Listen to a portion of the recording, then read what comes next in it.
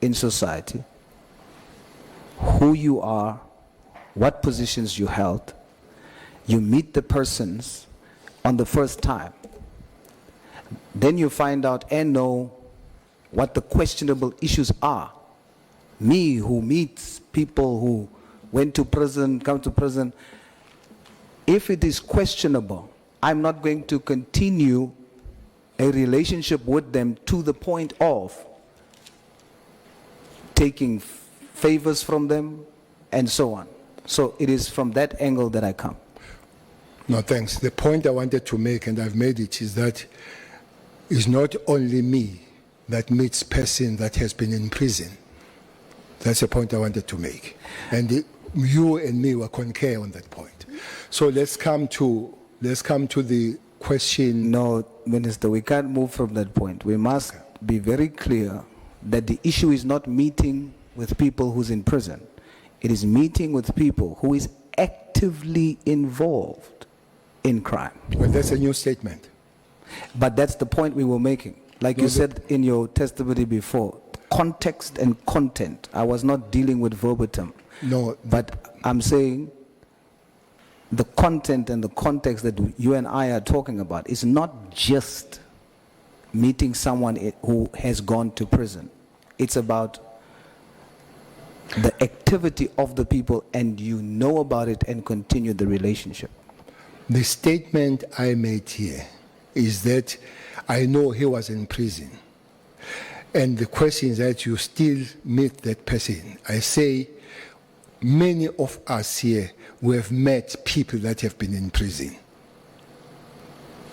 Okay, you still continue to have a relationship with the said persons? Well, it's no more now. Matlala is still? Matlala was not in prison. I don't know Matlala in prison. We are talking about Mabonga. Why do you mix them? No, as you continue, you say you then get to discover more about Mr. Matlala. And if Mabonga was still alive, you would still have had the relationship with him. Who are we talking about? Both. Oh, okay. And we have been speaking about both. No. We have spoken about Matlala. So of late, we have been speaking about Mabonga. All the explanation of him killed, shooting and all, it has been Mabonga. So if he's still, your last question, if he's still alive, I would be still speaking to him. I don't know. Can you remember me asking you, how did you meet Mr. Matlala? Yes. So we were speaking about Mr. Matlala right from the start, and then the connection, which is Mr. Mabonga. No. It was separated. We did finish about Mr. Matlala, and then we came to Mabonga. But we spoke about both. Well, so you say. That's fine. Minister, can I go back to the question you asked of the... Please.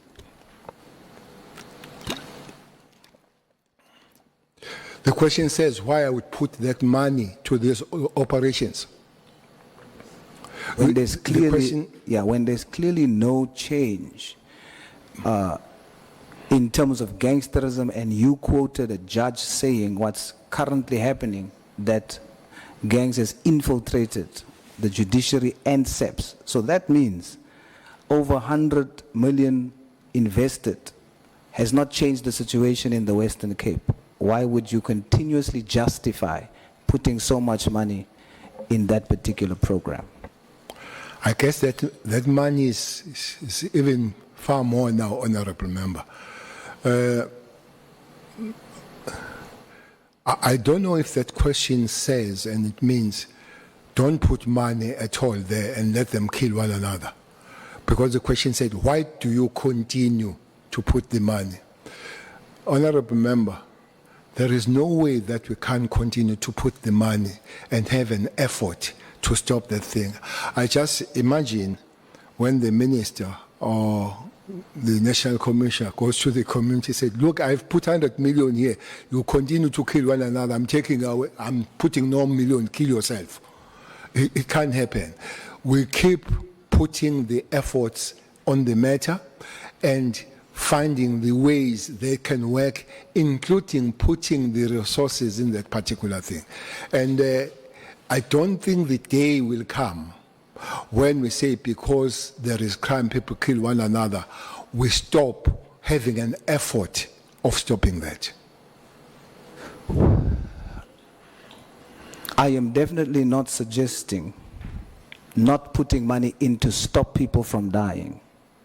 I am saying, when you assess that where you've put so much money is not assisting, the situation is just getting worse, consider taking that same money and putting it into something that will actually stop the killings across the country.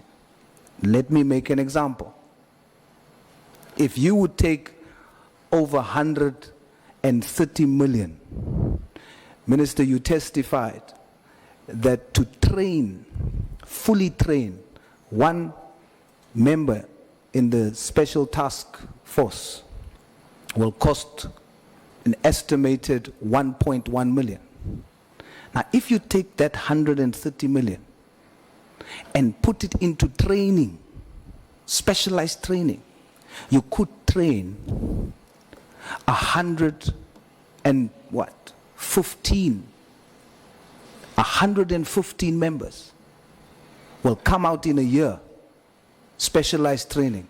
If you do the same with the budget asked for the PKTT, invest it in that, we end up with 250 specially trained members in SEPs nationally. Now, if you send 250 specially trained to deal with these gangs, would you not think that there's perhaps a possibility that we can deal with it? That's the angle I'm coming from. I love your bravo theory on this matter, but it can't work.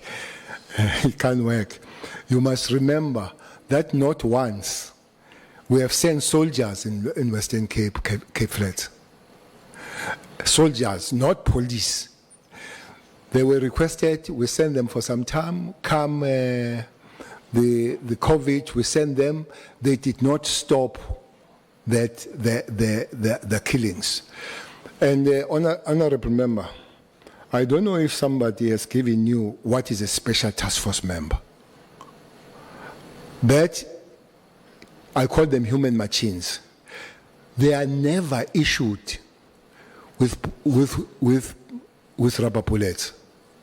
They are never issued with rubber bullets because it's not their job to deal with the public at that level. They don't just go there to deal with the complaining people, including the kids on the streets and all that. It has been done in the Western Cape. You know, one thing that we'll have to do in the Western Cape, again, is this book. She knows very well next to you. If you come to Western Cape, honorable member, we've got two wells. Two wells. All my life as a national commissioner and the minister, I've never picked up a dead body in Constantia. I never pick up the dead body in what is that? Bay? Camps Bay. Minister, respectfully, just very quickly, I have about 15 minutes left, Nacha. I just want to check. Sorry, Minister. Okay. So, Minister, because I have 20 minutes, respectfully, if we can keep the responses concise, okay, I'll appreciate that. But I would love to simply say... No, by all means, I'm just saying let both of us work together. Simply say, this book also speaks about the environmental design. I'm sure you have been in the Cape Flats. I'm sure you have been in Khayelitsha. That place does not accommodate a respect of a human being. When to be in Western Cape, some areas when you go to Delft, when you go to the place called COVID-19, I'm sure you have been at the place called COVID-19. So those things will have to be fixed so that people, they live as people and they feel as people. It's the only city where the toilets were made the handbags. Here. They were given potty, the handbags that you carry the toilet as you go and release yourself. So the kind of the life of blacks and coloreds in Western Cape is completely different from you and me we experience when you go to Constantia as we go to Camps Bay. And that's why maybe don't pick up the dead bodies there, because their life is a life of human being rather than going to Hanover Park or Delft. Minister, yesterday you testified and you said, when you were talking about losing 56 members to the taxi industry, you said, I spoke to Ntlantla earlier. Did you mean you spoke to General Mkhwanazi earlier yesterday, or did you mean earlier some other day? Earlier, leading to the understanding of losing of the members of Special Task Force. So it was a previous day? 3 years. No, previous. When was it? Did you say 3 years? Previous. Yes, previous. I think this thing of talking about bringing them back home is a thing within a year back. In a year back. Okay. You testified that you are scared, that thing scared you when you saw 23 special operatives that Matlala has hired, and you saw 56, or you heard about 56 that we've lost to. You said that thing scared you. Now, if a former national minister, a national commissioner, and minister of police is scared, we need to know why, because that must be very important. So just concisely, why did it scare you, Minister? I'm scared that the private security company capabilities are about to be equated or be more than the state capabilities when it comes to these forces. So that's what scares me, and it should not be allowed to continue to happen. So these forces, these members that comes from this force, who's the commander of that special task Those force? that are outside. Those that are inside, those that are outside where they come from. They come from the special task force. Who's the commander? I think the commander of the special task force now will be Major General Zulu. Who was before? It was Major General Khumalo. Before it was Mkhwanazi. So these members comes from a unit that was commanded by first General Mkhwanazi, General Khumalo, and now General Zulu. Sorry, Minister? Zulu. Yesterday, in your testimony, you said Commander or JZ Msholozi is my commander. Why did you say that? Because he commanded me. So you still consider him now as your commander? He's not commanding me now. So why He did you say that in the present tense? He's still my commander. He's not. He used to be my commander. Well, I'm not an English speaker, maybe I made the English problem, but he used to command me, but he doesn't command me now. Okay. Is that a military stance?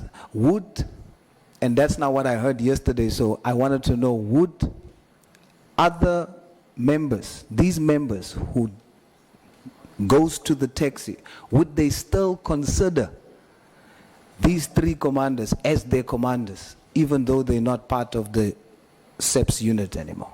Well, you can't consider a person who does not command you to be your commander. You're only my commander when you command me, and then you are my previous commander. All right, so you say that you would support, or you support the inquest into the into Mr. Muzitembe's daughter's death. Why do you do so, Minister? No, I didn't say I support the inquest. What did you say, Minister? I said the information I had is that the police had a solid case, but the only thing, the prosecution refused to enroll the case. And I said, I even went to the president and I said to the president, President, your Minister of Police might do something funny to go and support the private prosecution, because the prosecutor refuses, but also refuses to give certificates so that private prosecution had happened. And I said, that case now is having the inquest. That is my information. And the person that is doing the inquest is asking the question, why was this not enrolled? Because it's an obvious case. So, but I did not say, what I said I would support was a private prosecution. For the inquest? Or that involves or would result into an inquest? There is no private inquest. The private prosecution, that will be the result. Honorable member, private prosecution comes this way. If South African prosecutors say they can't prosecute, they don't see the case, they must issue the certificate for you and me to go and get the private prosecution. And then there is amount of money that we must pay for private prosecution. That's the money that was paid by Lulu Winbeck for Umsholo's. That's 500,000. So you pay that money. After paying that money, then there is a private prosecution continues. But if you don't have certificate, you can't go for private prosecution. I'm saying, I said, President, I would support private prosecution. The only thing that is not happening is to get a certificate from the prosecutor that could not enroll. So in exchange must give the certificate, of which also was refusing. So we're just stuck in the middle. I understand that, Minister, but I was referring to the end goal. That's one step towards that goal. But let's move on. Who arrested the hitman on AKA? Who arrested? The hitman. Is a team that was put together. Which team? Is it the BKTT? No. No? No. Yet he was killed in a 5-kilometer radius away from the head office. And they were arrested close to 1 year later. The head office does not arrest. Even if he was killed in the head office, would not have been arrested by head office. But the team was put together, and then the team did the good job. Yet there was a team there, specialized team, in a 5-kilometer radius that can go all the way to a different province. They could not deal with that there, right there and then. Where was it? Which team was that? The PKTT is there. Where does it sit? They are there. Where? In KZN. So what I'm saying, Headquarters? where Umkwanazi's office is. No. Get your facts straight. What is the facts, Minister? The facts, they've got their headquarters in Pinetown. Is it in KZN? Yes, but in Pinetown, not headquarters of the police. But is it in headquarters of the police KZN? is in the CPT. Is it in KZN? KZN is not a capital. The point I'm making, and this is the fact, that it happened in the province where the PKTT is supposed to zoom into. A hit happens. A different team nationally needs to be put together to go and deal with that murder, a high-profile murder that is just kilometers away from where they are based. But in other matters, they are ready to go to a different province. That's the point I'm making. Your imaginary fact, that's not a fact. You say it's a fact, it's an imaginary fact. Okay, help me, Minister. Let's test if I'm It's an imagining. imaginary fact. You started by saying there were 5 kilometers in the in the head office. You should have asked the question where they're based. They are not based 5 kilometers. They are not in the head office, where Vermas, where the head office of the Are South they African based in Police. KZN? KZN is not a headquarters, it's a province. Yes, I know. And that's where the PKT focuses. I'm asked, where did the murder happen? In KZN. Chairperson, can I help the questions? Honorable Sauls, let me take Honorable Nomval. Yeah, no, my apologies, Honorable Source, for interrupting. Honorable Minister, no, for my understanding and for my records as well, what was the competency of the PKTT in this sense? Was it only designed to deal with political killings which are only related to political killings? I know that at some point they were requested to go and intervene in Forterre. But what was the actual competency? Were they only dealing with political killings or with any other murder which occurred in the province? That is my follow-up question. Thank you. Was designed, Honorable Chair, to deal with political killings. But in their work, Honorable Member, pursuing the political killing, they will be led, let me put it this way, they find that I've shot and killed the councillor, but I've killed a taxi person the other day. They would not let me go to say, now we're stopping to arrest you because you have also killed. But their focus of work and their mandate was to deal with the political killing. And then other kind of killings would have the work of the South African police. Sometimes other kind of killings, they would be specialized, like the AK one was specialized. There was a special team that was put for that. Are you done? Yeah, I'm okay, Chair. You can move on. That is my understanding. Is it correct, General, that the acronym PKTT stands for Political Killing Task Team? Yes. Okay. Chair, if the question that you just asked is to insinuate that the matter we're talking about doesn't fall under political killings, then we then need to ask of the other matters. But the point here is, the General says, Pinetown, I'm dealing with KZN. But fact is, even Pinetown is in a 30-kilometer radius from where the murder happened. And the point I'm trying to make is that they're so close. It's a murder, high profile. Deal with it and arrest people.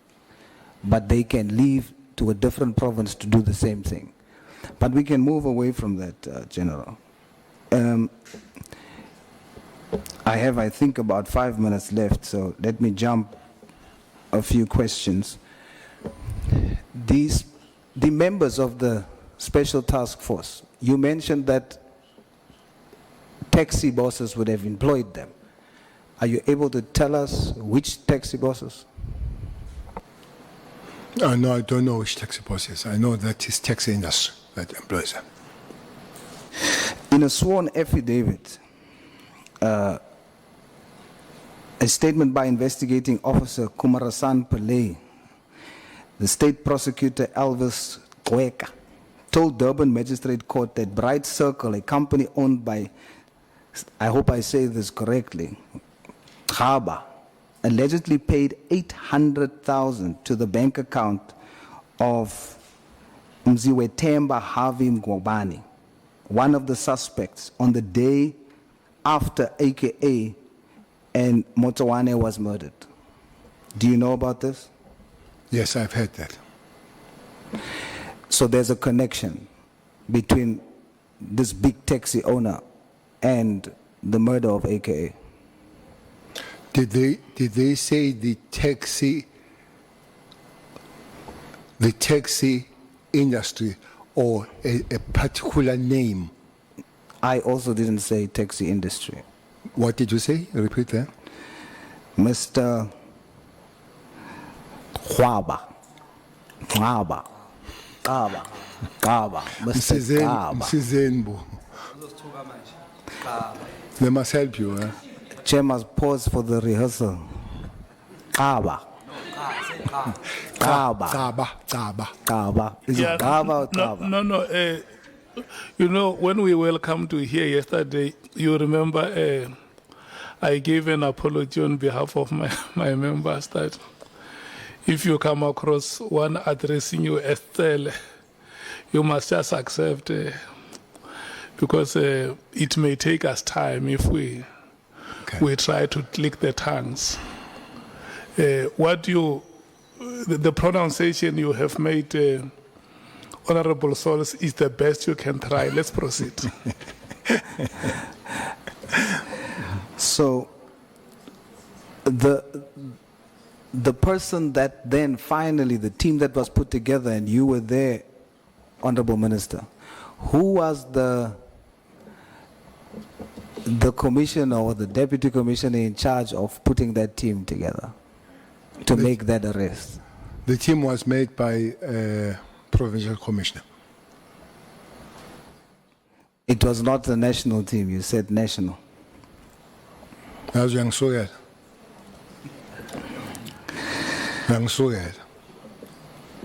The team that arrested AKA was a provincial team put by the provincial commissioner. Okay.